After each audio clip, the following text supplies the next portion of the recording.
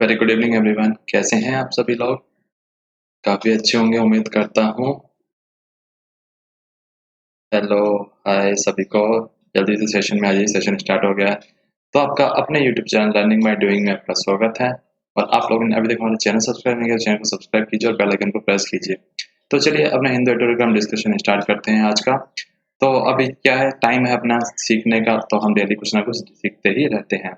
और अपना नया slogan, we learn we grow, यानी हम पढ़ेंगे और हम पढ़ेंगे। तो चलिए, आप लोगों ने अभी तक हमें फॉलो नहीं किया तो आप लोग हमें फॉलो कर लीजिए, यूट्यूब चैनल को सब्सक्राइब कीजिए और बेल आइकन को प्रेस कीजिएगा। और टेलीग्राम ग्रुप भी आप ज्वाइन कर लीजिए। अगर आपके पास में कोई सजेशन या कोई फीडबैक है जो आप हमें सेंड करना चाहते हैं तो आप हमें जीमेल के माध्यम से हमें भेज सकते हो। सकारात्मक सोच ही व्यक्ति को सफलता प्राप्त कराने में मदद करता है। जो आपकी थिंकिंग है, जो आपके विचार है, उसी के ऊपर डिपेंड करती है आपकी सक्सेस और failure. Positive thinking helps a person to achieve success.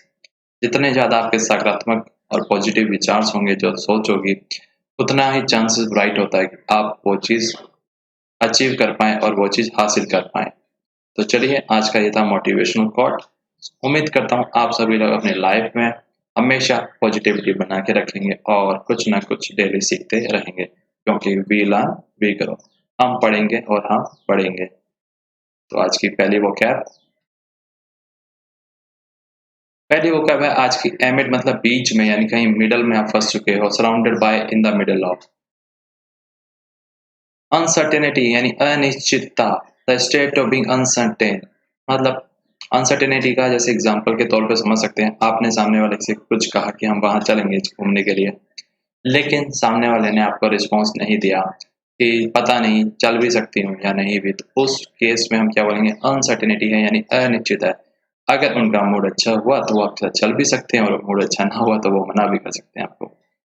Concern यानी चिंता है, और आपको इसी के लिए बहुत ज़्यादा चिंतित हो कि पता नहीं चलेंगे साथ में या नहीं चलेंगे, घूमना हो पाएगा या नहीं हो पाएगा। तो कंसर्न का दूसरा एंजाइटी और वरी, इसका मतलब चिंता भी है। प्रूडेंट, सावधान रहना चाहिए आज का जो मौसम है उसके हिसाब से, यानी प्रूडेंट होना चाहिए, यानी आपको सचेत रहना चाहिए कि क्या पता आप सही हो, सामने वाला सही ना हो, सामने वाला सही हो और आप सही ना हो। दोनों के लिए वाइस वर्सा सिचुएशंस होती है। एक्टिंग विद और showing care thought for the future, यानी अपने भविष्य को ध्यान में रखते हुए चीज़ों के लिए आपको सचेत रहना चाहिए, सावधान रहना चाहिए। हमेशा जैसे कहा जाता है ना, चौकस रहना चाहिए, चाहे कुछ भी हो, लेकिन दिन हो या रात हो, लेकिन हमेशा आपको सावधान रहना चाहिए। हर प्रकार की परिस्थितियों से आपको अवेयर रहना चाहिए। तो इसलिए कहा गया है यहाँ पे प्रूडेंट, यानी आपको सचेत, सावधान और अवेयर रहना है। इन्फ्लेशन मतलब मुद्रास्फीति, the action of inflating something और the condition of being inflated. आसान भाषा में महंगाई का बढ़ना, महंगाई दर कह सकते हो आप इसे, कि महंगाई बढ़ती ही जा रही है। बहुत सारे कारण होते हैं कि महंगाई किस कारण से बढ़ती है, उन्हीं में से बताया जा रहा है कि यहाँ पे इन्फ्लेशन मतलब मुद्रास्फीति, द एक्शन ऑफ इन्फ्लेटिंग मतलब बढ़ना समथिंग, और the condition of being inflate, और या फिर कुछ बढ़ने की जो संभावना है वैसी कंडीशन उत्पन्न हो रही है। अनप्रेसिडेंटेड मतलब जो आज से पहले कभी हुआ ही नहीं, अभूतपूर्व, बेमिसाल, मतलब आपने ऐसा काम किया कुछ, नेवर डन और नॉन बिफोर, ना आज से पहले किसी ने किया, ना कोई पहले जानता था, मतलब अनप्रेसिडेंटेड। प्राइमेसी मतलब श्रेष्ठता, मतलब महान काम हुआ है। The fact of being pre eminent और मोस्ट इंपॉर्टेंट, मतलब बहुत जरूरी काम था, बहुत इंपॉर्टेंट काम था, वो हुआ, यानी प्राइमा फेसी। ऑब्सक्योर मतलब अस्पष्ट, यानी कुछ भी क्लियर नहीं है। नॉट डिस्कवर्ड और नॉन अबाउट और अनसर्टेन, मतलब कोई भी चीज है, पता है लेकिन ये नहीं पता कि क्या है, जाना है लेकिन ये नहीं पता कहाँ जाना है। तो यानी ऑब्सक्योर यानी धुंधलापन है, हर चीज में, किसी में भी कोई क्लियरिटी नहीं है आपके सामने। वो मतलब पढ़ लेना, solemnly promise to do a specific thing, यानी जैसे आपने पढ़ लिया कि आपको मैं कल 100% ये गिफ्ट करूंगा ही करूंगा, चाहे कुछ भी हो जाए, चाहे तूफान आए, चाहे बादल आए, चाहे बारिश आए, कुछ भी हो जाए, एक्स वाई जेड जो भी कंडीशन हो, तो वो मतलब पढ़ लेना। स्टांस मतलब ठान लिया तो आपने, या तो मैडम मान जाएंगे और या फिर आप मान जाओगे। The attitude of a person और ऑर्गेनाइजेशन टुवर्ड्स समथिंग, ए स्टैंड पॉइंट, कि आपने एक खास पॉइंट के ऊपर, एक मुद्दे के ऊपर स्टैंड ले लिया, अपना आपका एटीट्यूड है, आपने ठान लिया कि ये काम तो मुझे करके ही दिखाना है और या तो मुझे ये काम करना ही है। एक्कोमोडेट मतलब स्थान देना, मतलब जगह देना, चाहे वो रहने के लिए हो, चाहे वो किसी के दिल में जगह हो, चाहे कुछ भी हो, तो उसको हम कहेंगे एक्कोमोडेट, मतलब स्थान दिया गया है उसे। ऑफ अ बिल्डिंग और अदर एरिया प्रोवाइड लॉजिंग और सफिशिएंट स्पेस फॉर, मैंने पूरी तरीके से बता दिया। कहीं पे भी रहना भी हो सकता है, जगह भी हो सकती है, टाइम भी हो सकता है, स्थान में भी हो सकता है और दिल में भी हो सकता है। जिस हिसाब से आप इसको बेटर अंडरस्टैंड कर पाओ उस हिसाब से। एलिवेटेड मतलब ऊंचा, ऑफ ए लेवल और अमाउंट हायर और ग्रेटर देन नॉर्मल, मतलब जो सामान्य है उससे ज़्यादा अमाउंट या तो चार्ज किया जा रहा है और या फिर उससे बहुत ज़्यादा प्राइजेस हो गए हैं। यदि नॉर्मल डेज में अगर 10 रुपए का कोई सामान मिल रहा था तो आज वो 50 रुपए का मिल रहा है, यानी नॉर्मल से बहुत ज़्यादा। ब्रॉडली मतलब बड़े पैमाने पे, ऐसा नहीं है छोटा मोटा, बहुत वाइड स्कोप पे, यानी बहुत लंबा चौड़ा वो। In general and without considering minor details, मतलब वही मैंने बताया ना, माइनर छोटे मोटे को तो कंसिडर ही नहीं करना है, जो एकदम बहुत मेजर लार्ज एक्सटेंट पे, बड़े पैमाने पे जो काम हो रहा है। प्रोग्नोसिस मतलब पूर्व अनुमान, भविष्यवाणी कह सकते हो। ए forecast of the likely outcome of situation, मतलब कल क्या होने वाला है मैं आपको आज ही बता सकता हूँ। वरीसम चिंताप्रद, कॉजिंग एंजाइटी और कंसर्न, मतलब कि आप बहुत ज्यादा चिंतित हो, कल क्या होगा, आने वाले टाइम में क्या होगा, तो उसके लिए यहाँ पे बताया गया है कि वरीसम यानी कॉजिंग एंजाइटी और कंसर्न। डेट्रोइटेशन मतलब बिगाड़ना, तबाह करना। The process of becoming progressively worse, यानी धीरे धीरे ही सही लेकिन कोई चीज खराब हो रही है, चाहे वो अर्थव्यवस्था हो, चाहे आपका कोई काम हो या आपकी कोई क्षमता हो, वो धीरे धीरे वर्स हो रही है, यानी बद से बदतर होती जा रही है समय के साथ साथ। हेड वाइंड हवा सुनिश्चित हो, a wind blowing from directly in front opposing forward motion, ये जो हवा का जो झोंका है किस तरफ उसका फ्लो हो रहा है, आपके सामने से आपके पीछे से, तो उसके लिए बताया जा रहा है। रिसेशन मतलब मंदी, व्यापारिक मंदी खास तौर पे।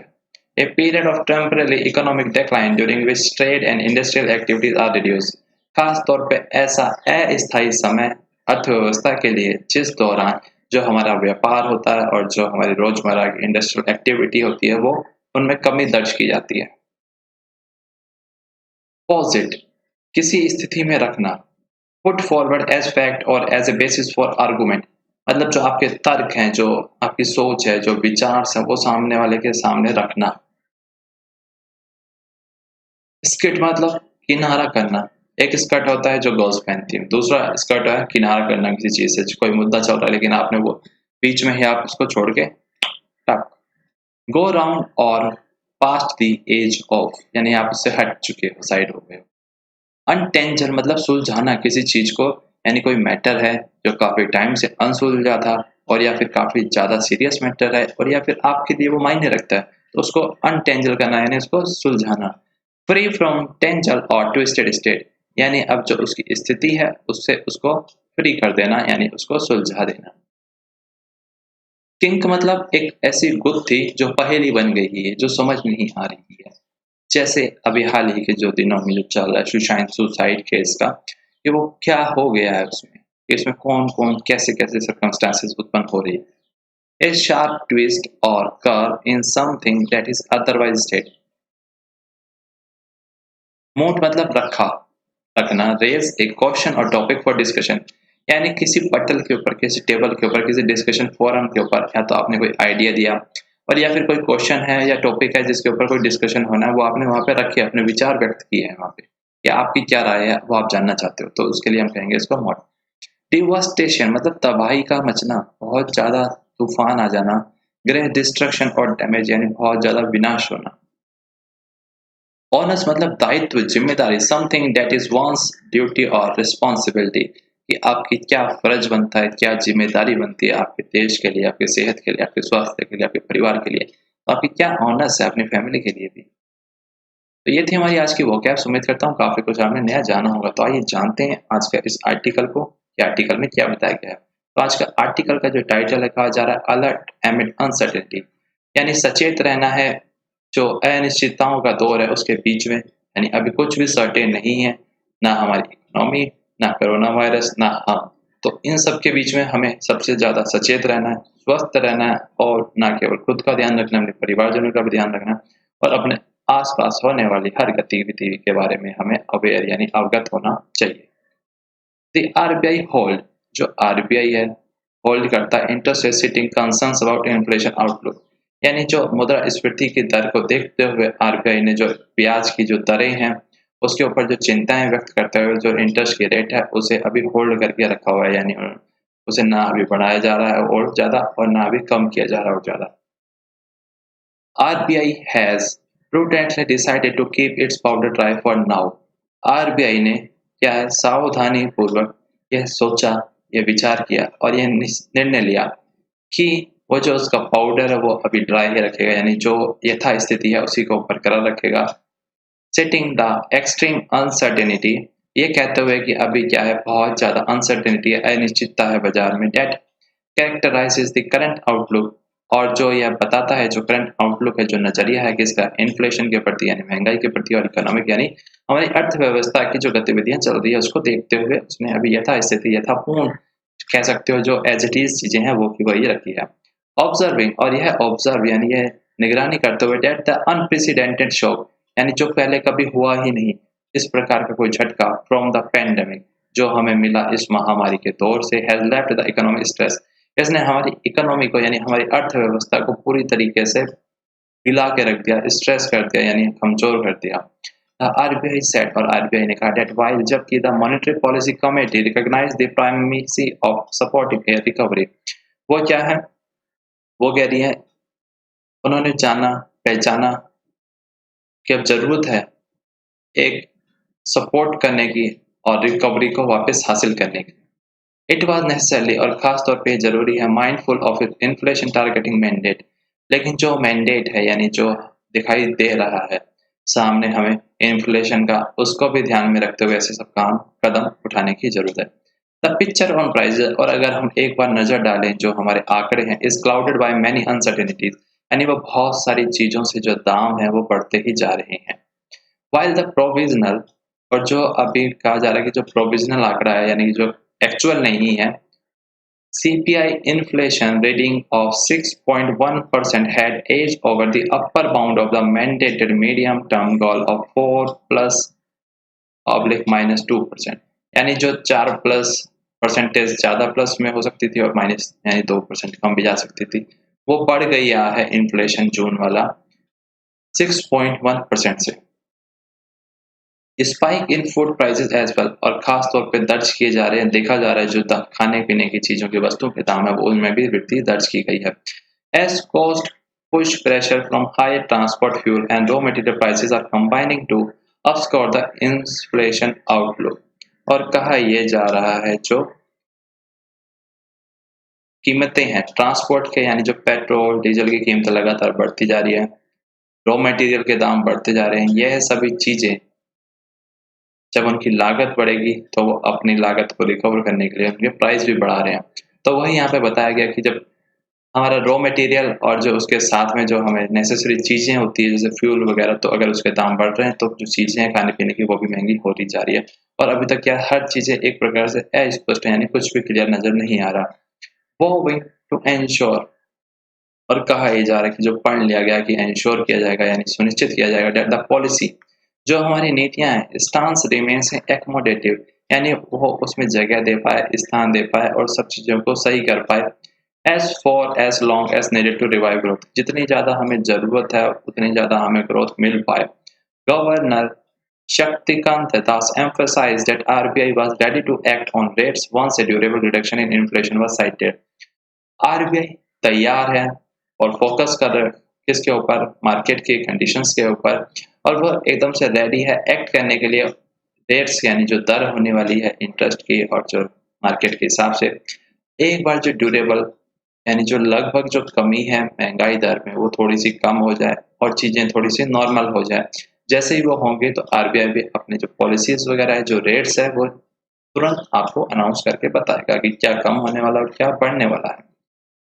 फॉर नाउ और अभी के लिए हालाँकि the projection remains less than encouraging, जो हमारा अनुमानित जो आंकड़े थे वो बहुत,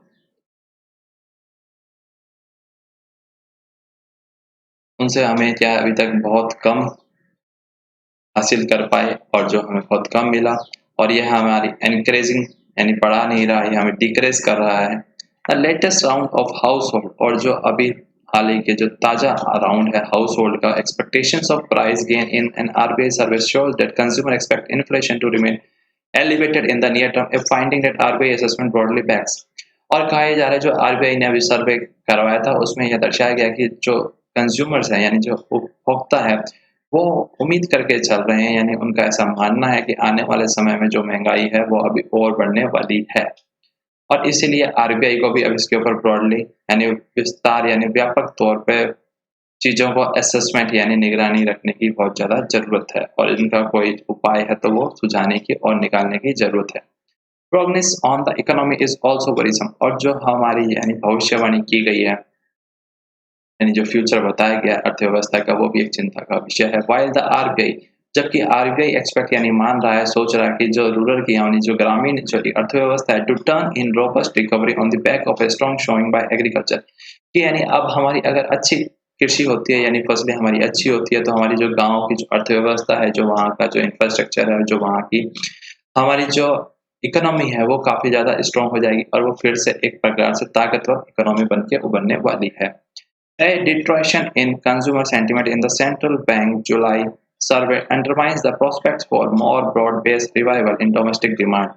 और कहा यह जा रहा है कि जो विनाश हुआ है, जो तबाही मची है, जो कंज्यूमर्स के जो सेंटिमेंट में कहा, जो उनके जो मतलब कि भाव होते हैं, जो भावनाएं होती है, उसमें सेंट्रल बैंक जुलाई का सर्वे ऐसा दिखाया गया, अंडरमाइन यानी कम करता है, प्रोस्पेक्ट्स यानी आने वाली जो संभावनाएं हैं उसके बारे में, कि जो ब्रॉड बेस यानी अब जरूरत है रिवाइवल की, ब्रॉड बेस यानी व्यापक तौर पे बड़े पैमाने पे डोमेस्टिक डिमांड को जगाने की, यानी जो घरेलू मांग है उसको उठाने की, क्योंकि जब तक चीजों की मांग नहीं होगी तो सप्लाई तो फिर जितनी है वो धीरे-धीरे और कम होती जाएगी।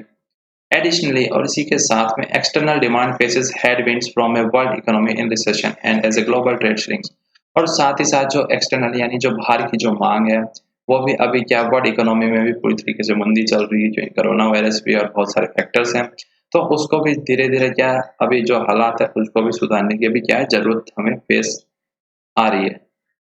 फोरकास्टिंग, और जो बताया गया है कि जो आने वाली संभावना है एक कॉन्ट्रैक्शन इन रियल जीडीपी, यानी कि जो हमारी जीडीपी है उसमें भी कमी दर्ज की जा सकती है in the current financial year. The RBI rather optimistically posit that an early containment of the pandemic may impart an upside rise to the outlook। जितनी जल्दी हम इस पर रोकथाम लगा लेंगे कोरोना वायरस के ऊपर, उतना अच्छा ना केवल हमारे लिए होगा बल्कि हमारी अर्थव्यवस्था के लिए भी वो बहुत ज़्यादा अच्छा होगा, और हमारी जो इकोनॉमी है वो भी हो सकता है बहुत जल्दी रिवाइव कर पाए और बूस्ट कर पाए। इंटरेस्टिंग और सबसे आश्चर्यजनक जो बात है, it's analysis of macro economic environment discuss the potential changes that height tension with China. और जो हमारा माइक्रो इकोनॉमिक यानी जो माइक्रो यानी जो लार्ज स्केल पे जिसका हम एनालिसिस करते हैं उसको माइक्रो बोलते हैं, इकोनॉमिक एनवायरनमेंट है, उसने क्या किनारा कर लिया कि इन सब चीज़ों को एनालाइज करते समय जो पोटेंशियल यानी जो चीज़ें हो सकती है, जो हमारे लिए खतरा हो सकती हैं, जो हमारे लिए चैलेंज बन सकती है एक प्रकार का, कि जो हाइटेनियन टेंशन विद चाइना यानी जो चाइना के साथ हमारा गतिरोध चला, जो विवाद चला वो, और जो अभी भी चल रहा है, one of the India largest trading partners, जो भारत का अभी तक का सबसे ज़्यादा जिसके साथ हमारा व्यापार चलता है, and in recent year a source of inbound foreign capital, और जो हाल ही के तेज वर्षों में एक अच्छा स्रोत बन गया था, यानी वहाँ से हमारी जो फॉरेन कैपिटल थे, जो बाहर की जो पैसे थे वो आ रहे थे, good boost to the economy, और ये अब क्या है रुक रहा है, और ये एक प्रकार का खतरा बन रहा है हमारी अर्थव्यवस्था के लिए भी, क्योंकि चाइना के साथ अब सब कोई चाहता है कि डील कुछ भी ना की जाए। The central bank has therefore opted, इसीलिए सेंट्रल बैंक को अब जरूरत है, अपनाया उसने क्या फोकस यानी केंद्र का अपना जो ध्यान है उसकी तरफ, इट्स एनर्जी यानी जो उसकी शक्तियां हैं, ऑन ट्राइंग टू अनटेंजल यानी सुलझाने के लिए जो किंग्स यानी जो गुत्थियां हैं जो अभी तक छुपी हुई है, द फ्लो ऑफ क्रेडिट, जिससे जो फ्लो है हमारे जो पैसे का जो क्रेडिट का वो क्या है फ्लो अच्छे से इधर से उधर हो पाए, एमिड मोर देन एडिक्वेट लिक्विडिटी, और बीच में ही जो पर्याप्त जितनी हमें ज़रूरत है तरलता की मार्केट में लिक्विडिटी की, उससे ज़्यादा हम कर पाएँ। वेरी लेंडर्स और बहुत सारे जो देनदार उधारी हैं, उनकी जो चिंताएँ हैं, सेवरल स्ट्रेस ब्राउज़र्स और उनकी भी क्या समस्याएँ हैं, उनको भी दूर करने का प्रयास किया जा रहा है। इसके लिए उसके ऊपर फ़ोकस किया जा रहा है आरबीआई के द्वारा। The restructuring resolution and enhanced gold loan proposals mooted by the RBI acknowledge restructuring यानी जो फिर से जो ढाँचा है उसको फिर से चेंज करना, पूरी तरीके से नया करना। रेज़ोल्यूशन यानी जो समस्याएँ हैं उसका समाधान करना और एनहांस यानी वृद्धि करना गोल्ड लोन के जो प्रपोजल्स हैं जो रखे गए हैं आरबीआई की जानकारी में। The sheer scale of the pandemic devastation on the finance of the firms and household इसके कारण क्या है बहुत सारे पैंडेमिक के कारण जो फर्म्स हैं वो पूरी तरीके से डाउन हो गई है और जो लोगों के घर की अर्थव्यवस्था जो होम की इकोनॉमी है वो भी डाउन जा रही है क्योंकि जब इनकम कम होगी तो जाहिर सी बात है हमारी जो एक्सपेंस की जो कैपेसिटी है वो भी कम होती है।